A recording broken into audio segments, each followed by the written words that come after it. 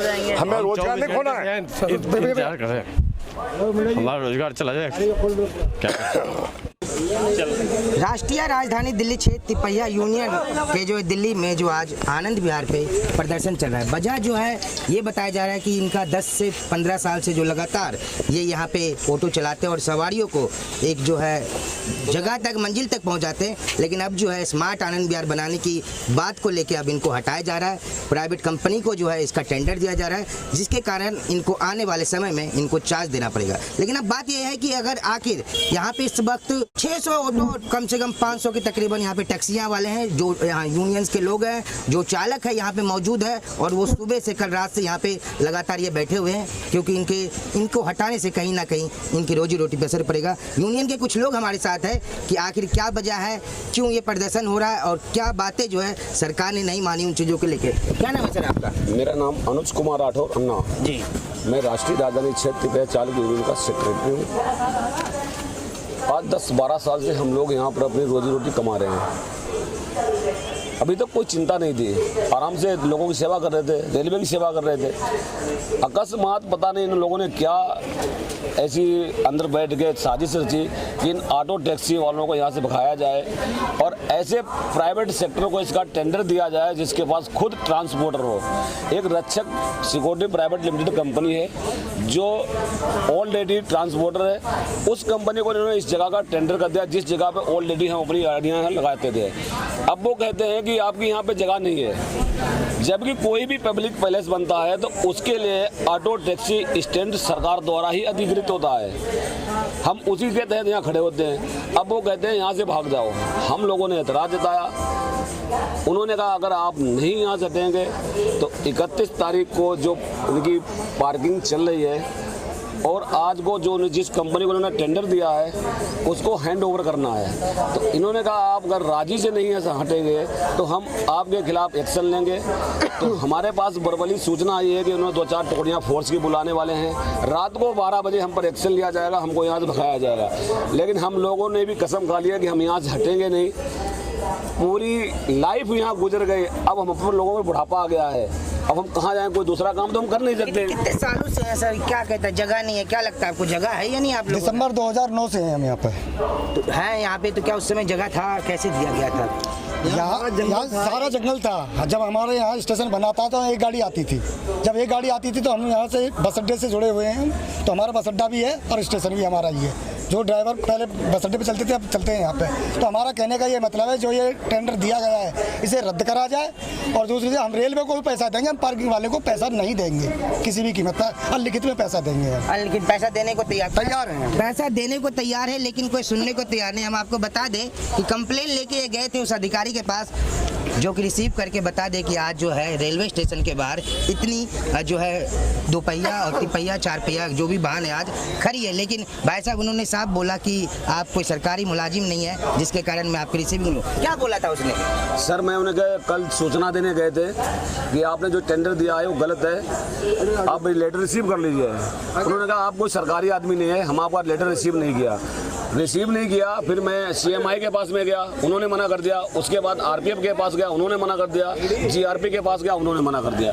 जब सब लोगों ने टेंडर मना कर दिया, वो हमारा रिसीविंग देने के लिए मना कर दिया, तब हम मजबूरी में क्या करता, मैंने उन सबको मेल किया, DRM को मेल किया, पुलिस कमिश्नर को मेल किया, जितने भी रेल मंत्रालय में मेल किया है सबको मेल किया है और उनके ट्विटर पर ट्वीट किया है, ताकि वो हमारी जो सूचना है उस ध्यान से सुने और पढ़े और जो इस पर एक्शन है उस पर रोका जाए। मतलब ऑनलाइन की सारी सुविधा के माध्यम से उन तक ये कंप्लेंट पहुंचाई गई। ऑनलाइन कोर्ट में बहुत मान्यता रखता है रिसीविंग के नाम। लेकिन बात हो रही है कि आखिर कितने चालक, तिपहिया चालक जो है बेरोजगार होंगे, उनके परिवार पे असर पड़ेगा अगर ये प्राइवेट टेंडर ठेका अगर उन लोगों को मिल जाता है। टाइगर सिक्योरिटी जो भी है उनको अगर द्वारका में उनकी कंपनी बता जा रही है, क्या लगता है कितने परिवार के लोग जाएंगे? 600 ऑटो वाले हैं और 500 टैक्सी वाले हैं। पर परिवार से अगर 3 बंदे भी आप लोगे तो आप खुद सोच सकते हो कितना। हमको यहाँ पे 24 घंटे से ऊपर हो गया, हमारा कोई पूछने वाला नहीं, हमसे कोई कहने वाला नहीं। हमारे जो बड़े हैं उन्होंने बात करी, हम तो इनके साथ खड़े हैं। अगर ये नहीं माने हम अपना परिवार भी ले आएंगे,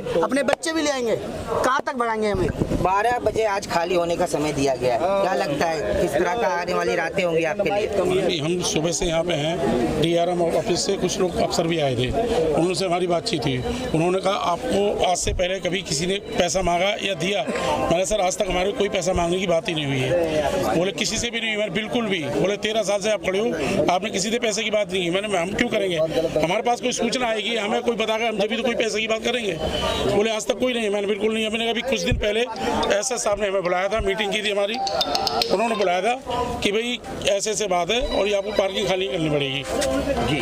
तो उन्होंने कहा चार्जिंग, मैंने ठीक है चार्जिंग हम देने को तैयार हैं। जो नई दिल्ली पुरानी दिल्ली स्टेशन नया दिन पे चार्ज दी जाए वो चार्जिंग हम देने को तैयार हैं, पर हम पार्किंग वाले को चार्ज नहीं देंगे। चार्ज देने को तैयार हैं आप लोग? पार्किंग को नहीं देंगे, रेलवे को देंगे, रेलवे देने को तैयार। रेलवे वालों को पार्किंग देने के लिए तैयार है, बट हम किसी अदर वेंडर को क्यों देंगे?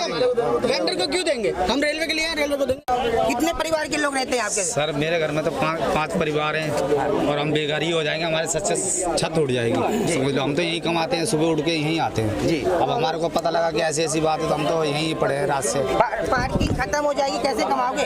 पार्किंग खत्म हो जाएगी सर, हम लोग कैसे कमा पाएंगे? बच्चे कहाँ पाल पाएंगे? हम लोग रोड पे तो हम लोग चले, स्टेशन पे हम लोग सहायता करते हैं, पब्लिक आती है हमको सवाल करते हैं। दिल्ली सरकार को जिताया था आप लोगों ने, कितना मदद के लिए आ रही है कोई सरकार? कोई सरकार नहीं आई, सबको जिताया था सर। केजरीवाल का फोटो लगा के आराम से जिताया था, ऑटो वालों ने जिताया था पहले केजरीवाल जी को। एक बार भी मेरी नहीं सुनी केजरीवाल ने। उनके चक्करों में मारे सब यहाँ चलान कह रहे हैं, बाहर ले जाओ, हम चले जाएंगे बाहर, हमारे बच्चे अनाथ नहीं हो जाएंगे, कहाँ कमा के खवाएंगे हम सब। अधिकारी सुनने को तैयार नहीं है, परेशान यहाँ पे तिपहिया चालक जो है रात से यहाँ पे बैठे। अंदर मीटिंग चल रही है, क्या मीटिंग होगी, क्या रात को इन्हें हटाया जाएगा या फिर इसी तरह से ये रात तक यहाँ पे बैठ के अपनी गाड़ियों को बंद करके, अपने चूल्हे चौके को बंद करके यहीं पे। लगातार हम बने आनंद विहार के ऑटो जो चालक जो है आज यहाँ पे धरना दे रखे हैं। उनका कहना है कि जो प्रशासनिक लोग हैं उनको यहाँ से हटने की बात कर रहे थे और हटाने की बात किया। आज रात 12 बजे तक जो इनको इंटीमेशन है, नहीं तो फोर्स लगा के इनको मंगा दे।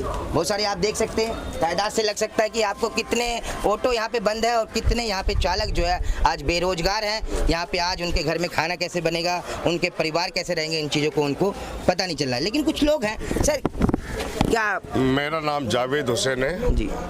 मैं ये कहना चाहता हूँ कि मैं आनंद विहार के नाम से, पहले आनंद विहार ISPD था जी, बस स्टैंड, वहाँ हम ऑटो लगाया करते थे, ऑटो से सवारी ढोया करते थे, अपने यात्री लोगों को घर घर पहुँचाया करते थे। उसके बाद में मेट्रो स्टेशन बना है, मेट्रो स्टैंड पर भी हमको जगह मिली थी ऑटो लगाने की, लेकिन उनके पास फिर मेट्रो स्टेशन की ज़्यादा एरिया गिरने की वजह से फिर हमको जगह ऑटो वालों को हटा करके फिर रेलवे स्टेशन जी, मेट्रो स्टेशन के बाद में रेलवे स्टेशन बनी है। आज लगभग मेरे हिसाब से 13 साल हो गए। मैं मेरे सामने बनी है, जंगल हुआ करता था। लेकिन जब हमको ये रेलवे स्टेशन बनी थी, हमारे ऑटो वालों को बुलाया गया था यहाँ पर कि यात्री उतरते हैं, इनको इनकी सेवा करो। RP वालों ने, GRP वालों ने, सबने बुलाया था और उन्होंने ये कहा था कि आपको यहाँ जगह मिलेगी ऑटो स्टैंड की, और ऑटो स्टैंड का प्रीपेड भी है, सरकारी प्रीपेड होता है। और रही टैक्सी, काली पीली टैक्सी जो है दिल्ली की NCR के अंडरग्राउंड में है, उसको भी ये कहा गया था कि ये जगह जो है अभी कुछ दिन के लिए हमारे लिए थोड़ा समय दे दीजिए, आपको रेलवे स्टेशन पे पार्किंग जो है अलग हटा के दी जाएगी, लेकिन अरेस्ट करने के लिए थोड़ा सा प्राइवेट गाड़ियों के लिए थोड़ी सी जगह दो आप, कमर्शियल गाड़ी वालों जी। हाँ, उसके बाद में क्या होता है, उनको हमने जगह दी, कमर्शियल गाड़ी वालों ने जगह दी उनको लगाने, प्राइवेट गाड़ी वालों को, जो भी इनका ठेका जैसा भी होता है, जो भी टेंडर होता है। उसके बाद में आज हमको वो यहाँ से हटाना चाहते हैं, जबकि उनको हटाना चाहिए। उन्होंने हमसे पनाह मांगा था कि पनाह ये मांगा था कि हमको 6 महीने के लिए आप हमें जगह दीजिए, उसके बाद में आपको जगह मिल जाएगी। आज वो हमें हटा रहे हैं, अब वो अपना कब्जा करना चाह रहे हैं। ऐसा क्यों करना चाह रहे हैं?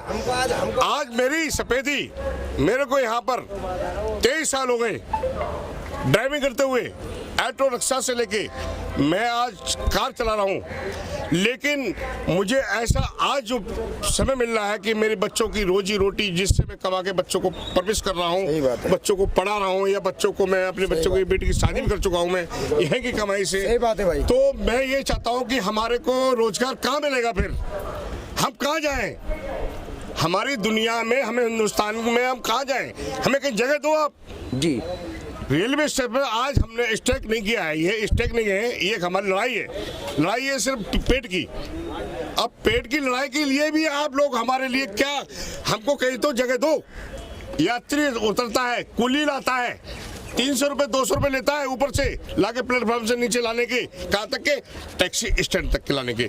अब टैक्सी स्टैंड हमारा अगर यहाँ से 1 किलोमीटर दूर बन जाएगा तो उसका यात्री का किराया कितना बढ़ जाएगा, उसका कुली का तो हम कुली को पैसे देगा कि या तो टैक्सी वाले को पैसे देगा। वो बेचारा इतना मजबूर, और कोई भी सुविधा ऐसी नहीं है।